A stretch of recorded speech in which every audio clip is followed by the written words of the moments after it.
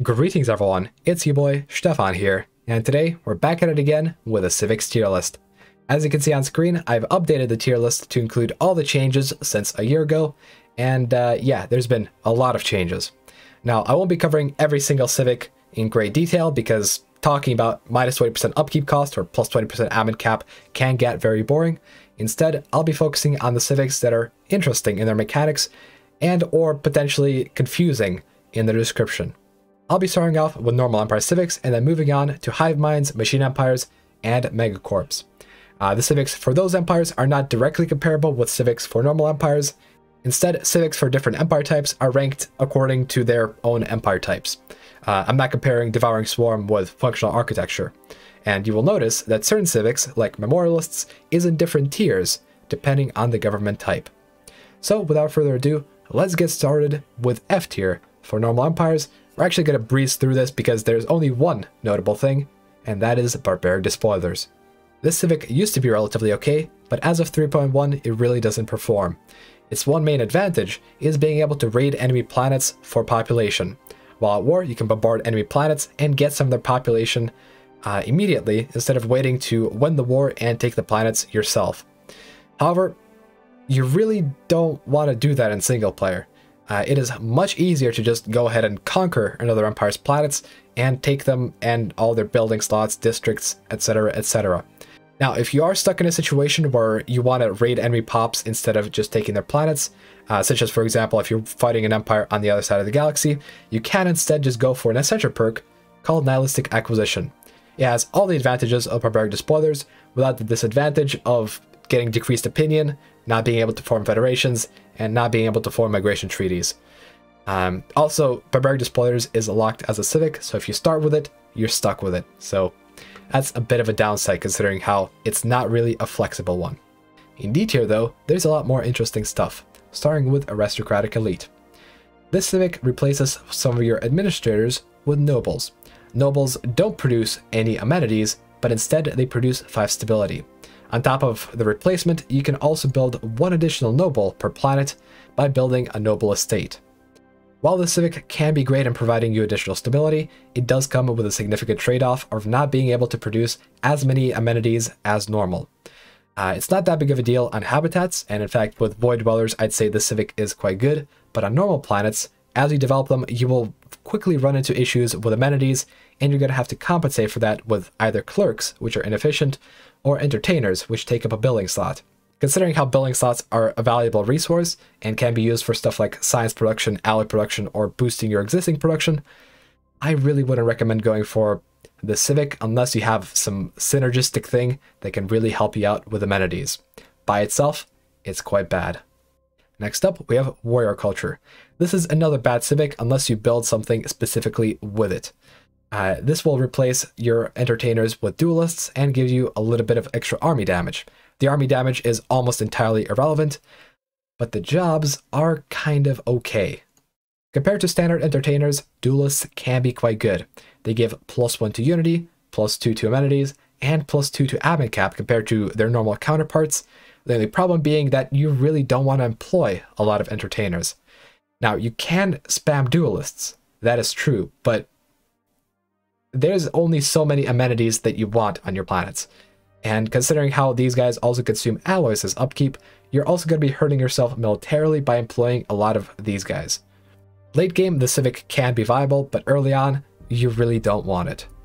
The next Civic in D tier is Idyllic Bloom, and boy did I wish for this not to be in D tier. In theory, you can transform planets into Gaia planets. And considering how this is something you start with and you can't get out of it, I thought this was going to be great for the early game. However, it isn't. The process of transforming a planet into a Gaia is extremely expensive, time-consuming, and very restrictive. As you can see in the description, we can only build the Gaia Seeders building on planets ideal for our starting species. This means that if we start on Continental War Preference, we can only build this building on continental planets, severely limiting how many planets you can actually terraform. Once you do get around to it, the building is very expensive and time-consuming to build. As you can see, the first stage requires 1,500 energy and 20 monthly energy upkeep. It gives you immediately plus 10% to the building, Later on, this actually transitions into plus 20% habitability. Considering how you're only going to be able to afford this in the mid-game, the habitability bonus isn't really that relevant. Once you do go through the Gaia Seeders thing and spend 6,000 energy and 350 gas, your planet will be transformed into a Gaia, and you can rejoice for a mere 6 months with extra 10% happiness. Really quite weak. The same can be said about the next civic on the list, Catalytic Processing. Now, this civic actually has an interesting history. When 3.1 just released, you wouldn't actually get a penalty to alloy production if you ran out of food. And so you can, in theory, mass produce alloys out of nothing and beat enemy empires with it.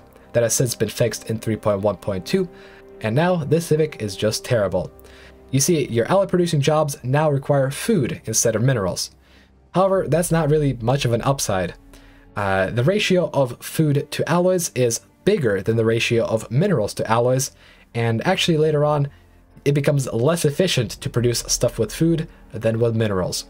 Your only upside is being able to produce food easier than producing minerals, just for example with hydroponics bays and hydroponics farms, but that's not really all that much of an upside. It's only relevant on stuff like void dwellers where getting minerals is really hard. But on any other start, yeah, this civic really doesn't perform. Moving up to C tier, we have civics that are a lot better, but are a lot more straightforward. The only two exceptions are memorialists and reanimators. Let's take a look at memorialists and what it does, or specifically what it doesn't do as of 3.1. Yeah, if you take a look at the building, it no longer gives +5 stability. Before, you used to be able to take the civic, spam the building, not employ the job, and just get free stability on your planets. Even then, it was a mid-tier civic because, of course, building slots are very valuable. But now, instead of getting stability from the building itself, you get the stability from the jobs, and you actually get less stability than before. 4 stability instead of 5. Considering how you don't really want to spam a lot of Unity jobs unless you're going for some sort of weird Unity rush, this is kind of a mid-tier civic. It can be useful, but it's not really all that good. The other funky civic in C tier is reanimators. This one's been revamped completely since its initial release, and now can do 3 things. First, it can give you necromancers, which are a pretty interesting job, which produces a whole lot of stuff, including defensive armies and naval cap. You get the ability to turn armies into undead armies, which allows you to fight a force twice as big as yours and still win. And it also allows you to resurrect organic leviathans. That feature was the most interesting to me, so I did some testing, and unfortunately, the testing didn't come out too good. On screen, you can see the realistic fleet power of all the leviathans you can revive, and sadly, it is not very impressive. You're either going to lose more fleet power trying to revive the leviathan, or you're going to not lose any fleet power at all and get a thing that's very, very gimmicky. Like, if you have a 100k fleet, an additional 4k Tianqi Matriarch isn't really going to serve you well. So in the end, I really wouldn't recommend trying to go for leviathans to revive, although if you do, you can get a very nice pet out of it. Moving up to B tier, we have a lot more interesting civics to talk about. First of them being merchant guilds. This civic will give you extra unity for your merchants and will replace some of your administrators with merchants. Now, this doesn't sound like that big of a thing, and honestly is pretty self-explanatory, but you just have to see how good these merchants are. Compared to a normal administrator, a merchant produces 1 less unity, 3 less amenities, but gives you plus 12 trade value, which can be modified by stuff like pop happiness and stuff like thrifty. With various modifiers, it is very easy to get a merchant to produce 24 trade value per pop, and considering how you can easily get merchants by building commercial zones with a mercantile tradition tree, yeah, this civic becomes quite good. The next civic on the list that is quite good but not overpowered is Technocracy. Yep, the best civic in the game since 2.2 has finally been nerfed. Now, the effects are still the same. You still get your science director jobs, which produce extra research on your planets, and you also get the +1 unity from your researchers. The only problem is, these researchers also get +1 to consumer goods upkeep, and if you spam researchers, you're really going to start noticing the consumer goods issue. This means you can spam significantly less researchers, because you have to start, producing all the consumer goods for it, and thus the effect on unity is also diminished. Normally, you'd be able to just spam researchers and not have to worry about Unity, but you also have to consider that with Technocracy, you get a trade-off on Unity. Instead of an administrator producing 3 Unity per job, you get a science director producing a bunch of science, but no Unity. If you spam out a whole bunch of researchers, it's not a big deal, but because you can't spam out a bunch of researchers, the Unity aspect of the Civic is not nearly as strong. Overall, I would still go for the Civic if I'm going for a dedicated tech rush, but it's a little bit less OP, and just put it that way. If you were to instead rush Unity instead of Science, look no further than Exalted Priesthood. Now, granted, rushing Unity isn't exactly a meta strat, nor is it particularly powerful in most circumstances, but the sheer bonus that you get from the Civic really propels it up to B tier. The thing is, compared to a normal empire, you'd be producing something like 40% or 50% more Unity. Your High Priests, which replace some of your administrator jobs, produce twice as much Unity as them.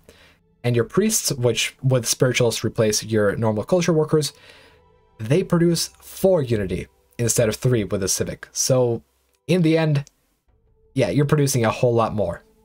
Next up in B tier, we have Masterful Crafters. This is another interesting Civic, and it actually has 2 effects. First, you get your Artisans replaced with Artificers, who are just straight up better.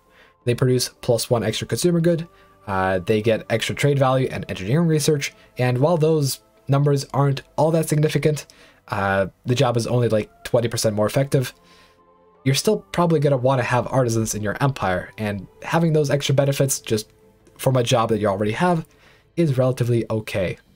Otherwise, the secondary effect is getting a building slot every 3 industrial districts. That is a biggie. On planets completely dedicated to industry, you're just going to get free building slots. This is very nice considering how you don't have to build as many city districts, and is also nice considering how you can build whatever special buildings that you want.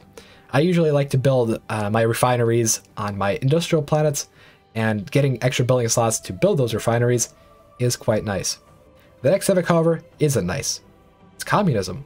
I'm just kidding. Shared burdens in-game is quite solid. It gives you +5 stability, reduces pop demotion time, and also gives you a species right, which allows you to pay less upkeep if you're very specialist heavy in your build.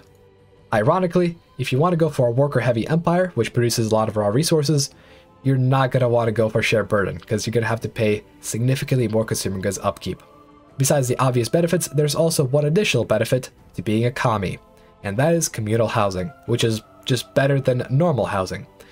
Instead of getting +3 housing and 5 amenities, you get 5 housing and 3 amenities. And since housing is arguably more valuable than amenities, communal housing does rock. You know what else rocks in Stellaris? Slavery. Specifically, slaver guilds, the first A-tier civic that we'll be covering. This one gives you extra slave pop resource output, as well as a 35% enslaved pop ratio. This ratio can be a little finicky though. It means that a third of your population is going to be enslaved per planet. This means that even though you might have a planet completely dedicated to research, a third of the pops there are still going to be slaves. Because of this, I would generally recommend using the indentured servitude slavery type, which allows your slaves to be specialists. Now, if your slaves are specialists, they are going to lose the 10% slave bonus, but you will also not have to pay any consumer goods upkeep for them. As you can see here, we have an enslaved metallurgist, requiring 6 minerals and 1 food, and a free metallurgist, who also requires 0.5 extra consumer goods. This reduced upkeep works especially well with something like academic privilege. Normally you'd have to pay 1 consumer good per every specialist, but with slavery, you only have to pay 0.05 upkeep for your slaves, while also retaining the +10% research bonus. And on top of all that, special slaves can easily be transformed into worker slaves by just, unemploying them. Slaves don't require any demotion time, and so you can easily manipulate your population without having to worry about demotions. Next up on the list, we have Pleasure Seekers. I talked a little bit about this one in my Clone Army video, but it is actually better than I thought it was. You see, Pleasure Seekers allows you to have a decadent lifestyle for your population. This lifestyle essentially equates to an extra 15 happiness across all your pops, meaning that compared to decent conditions, you get approximately 9 stability across all your planets. 9 stability is like 6% output across all your pops, and it's quite great. However, of course, since this is a living standard, you can't use stuff like stratified economy or academic privilege with it, and so if you're already rocking materialist for academic privilege, this civic is dubious in its power. The other effects of the civic are also a bit of a joke. Getting plus 1% pop growth from entertainers is a meme, and remains as such, and the extra amenities from servants is only situationally useful. You usually don't want servants, but I guess with this civic, your servants are going to be extra good. Funnily enough, Death Cult is also good because of the same reasons as Pleasure Seekers. Happiness. Except with Death Cult, you of course have to sacrifice a pop to get it. Now of course in Stellaris, pops are power, but considering how much you can get from sacrificing pops, I'd say it's kind of worth it. So let's see, our planet is now at 61 stability. Let's sacrifice a pop. Pause game. 81 stability. If you sacrifice a pop at the beginning of the game, you can get upwards of 35% extra happiness. 25% from the sacrifice, and 10% no matter what. Now, the happiness that you get does scale depending on the ratio of the number of pops you sacrifice to the number of pops in your total empire. Early on, you can easily use the civic to boost your resource output massively, and later on, if you conquer a population, just sacrifice some of them, and suddenly, they're all going to get in line. Besides the actual sacrifices, Death Cult is also great for its sacrificial temple. This thing basically combines 2 priest jobs into one job, called the Death Priest job, and this one produces a base of 6 unity per pop. So instead of having 2 priests produce 6 unity, you have 1 job produce 6 unity. Quite efficient, and I actually use this to my advantage in my Crisis Rush build, for rushing unity with the fewest amount of pops possible. Moving up to S tier, we have 3 great civics. Fanatic Purifiers, which is kind of in a category of its own because it's a complete overhaul of how you play the game. It gives you massive fleet bonuses while restricting diplomacy. It really just belongs here because it's good. The other 2 civics are a little bit more interesting. Meritocracy, ironically, actually, Meritocracy isn't that interesting. It's just a plain plus 10% specialist output. Like, you can't go wrong with that. Specialist output gives you alloys and research, the 2 most important resources to your empire, so boosting that by 10% is just good. It's just the best civic you can go for that stuff. Functional architecture, on the other hand, can be quite interesting. It reduces the building and district cost, which means that stuff can be built cheaper. Pretty straightforward bonus. And it also gives you 2 building slots per planet. The building slots are especially useful early on, because instead of building city districts, you can just build whatever buildings you need. If you want to spam alloys or science, you can go ahead and do that. If you want to build your strategic resource buildings, go ahead. With functional architecture, you're saving a lot of minerals and time by not building city districts, and you're also freeing up districts to be used for other things, such as, for example, mining, energy production, or farming. Or even industry. Who knows? Either way, having extra building slots is amazing, and getting 2 is kind of broken. And now we're going to talk a little bit about Hive-mind civics. And by a little bit, I really do mean a little bit. There's not much to talk about. All of the Hive-mind civics are very self-explanatory as far as what their effect does, and I've simply ranked all the civics based on what the effect does and the relative value it has for your empire. The only 2 civics that stand out as not being either boring or copies of normal empire civics are Ascetic and Devouring Swarm / Terravore. Ascetic is an interesting civic, not because of the modifiers it has. When you just take a look at them, the modifiers don't seem all that good. But because the modifiers interact with your empire in a way to produce you more resources. You see, the 5% habitability is of course nice, it's just free stuff on your newly colonized planets. But the big thing is the pop amenities usage reduction. You see, with hive minds, there's a big struggle with amenities. Your maintenance drones are only there to produce amenities, and they're not particularly efficient at doing so. If you could have less amenities needed, you could have more maintenance drones working in other jobs, or alternatively, those maintenance drones would be producing extra stability.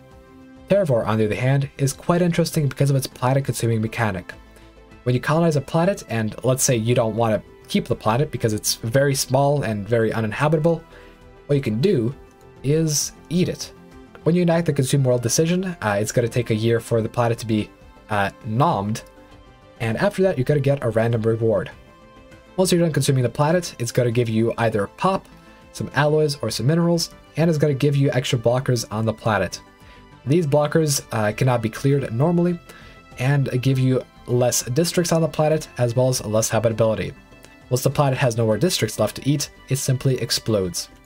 All the pops on a planet are going to get automatically resettled, and you're going to be left with extra resources and extra pops, which is quite nice, and especially when you conquer another empire, eating all their planets can be a viable strategy.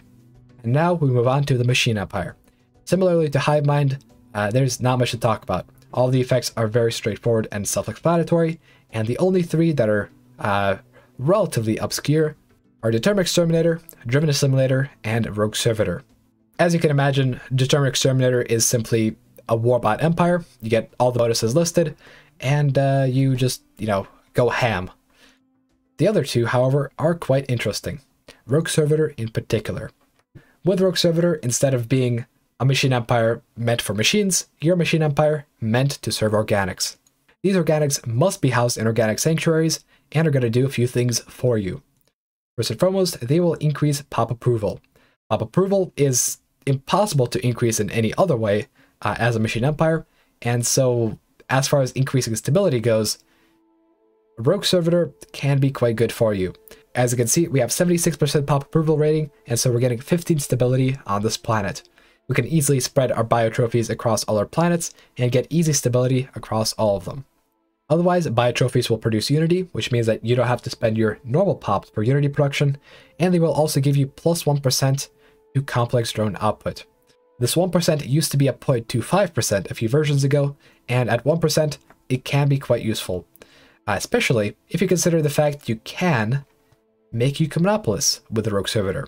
So in theory, you could have a planet filled to the brim with alloy working robots and 100 or so biotrophies, making insane amounts of alloys every month. Rogue Servitor, however, does have a weakness, and that is fighting other empires. Normally as a machine empire, you'd be able to conquer an organic empire, purge their population or turn them into batteries, and then settle on their planets. However, with Rogue Servitor, instead of fighting a war to get more resources, you're fighting a war to get more biotrophies to upkeep with food and consumer goods.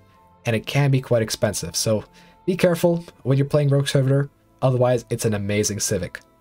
However, if you don't want to cower to organic empires, you can instead choose to play with Driven Assimilator. With Driven Assimilator, you're going to start with part of your population being organics. This population can be customized, and so you can make them hyper efficient in research and minerals, while your robots are hyper efficient in energy and, let's say, amenities. This specialization is going to give your economy a nice boost, and your growth speed is going to be pretty alright. Although keep in mind that as a Driven Assimilator, you get less replicator jobs than a normal empire. But of course, the biggest advantage of the Driven Assimilator is being able to assimilate. If you conquer an empire with organic pops, you can take their pops, assimilate them, and make them work for you within just a few years. You will not get any penalties to happiness or anything stupid like that from Conquest. Instead, within a couple of years, the new territory will be completely integrated and completely functional within your empire. That means that you can now use the new territory to build up more resources to conquer another empire, and another empire.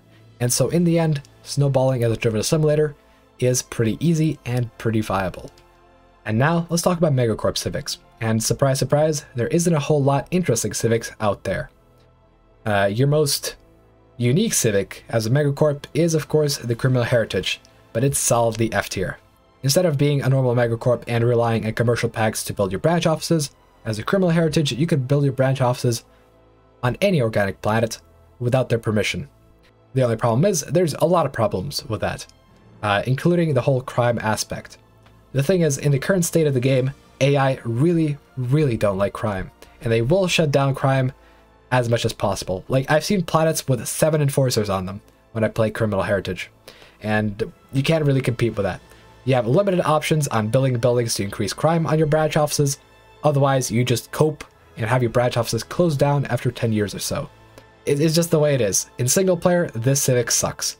In multiplayer, however, it is quite a bit more interesting. I'd rank this in like B tier or C tier multiplayer because players play differently.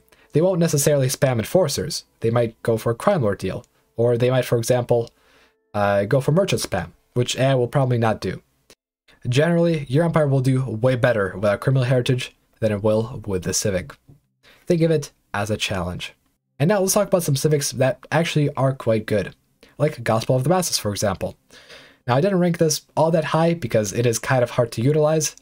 Spreading spiritualism is a lot harder than it seems, but this civic will give you 0.33 trade value per pop that is spiritualist, whether they are in planets you control or on planets with your branch offices on them. I generally would not recommend going for Temples of Prosperity because converting pops is very, very hard, but if you find a spiritualist empire nearby, you're going to be swimming in trade value. Next up in B tier, we have Private Prospectors. This civic unlocks the private colony ship, which is significantly cheaper than building a normal colony ship. When it comes to raw resources, a normal colony ship costs you about 1,500 energy worth of resources. A private colony ship will only cost about 500. So by building it, you're saving a lot of resources, and considering how as a Megacorp you're already producing a lot of energy, affording that is going to be a lot easier than affording a normal colony ship. And overall, you will want to go for private colony ships for early colonization, especially if you have a lot of planets nearby. After the initial 20 years of colonization though, I would highly, highly recommend reforming your government and taking it off for something like, I don't know, trading posts. Speaking of trading posts, let's take a look at why I ranked it in A tier instead of, D tier, where I ranked it previously. Well, ever since 2.6, a lot of stuff has changed, and getting extra starbase capacity can be really, really good for your empire. The starbase buildings, which once were a joke, are now considerably powerful, and so by building 4 extra starbases, you can easily increase your food output by 40 to 60, depending on the level of your technologies. On top of that, when we consider the impact on your naval capacity, if you use all those starbases for anchorages, you can become a very, very powerful civic really, really fast. Although granted, if you just sit around and do nothing with your starbases, this civic is of course going to be quite bad. But anyways, that's going to wrap it up for the civics for Megacorps, and wrap it up for all the civics in this video. I hope you guys enjoyed the format of me only focusing on the most interesting civics while leaving the other ones up on the screen. If you enjoyed this video, please do leave a like and subscribe for more content. Special thanks to my Patreon supporters as usual, and of course, I'll see you guys in the next one. Bye bye.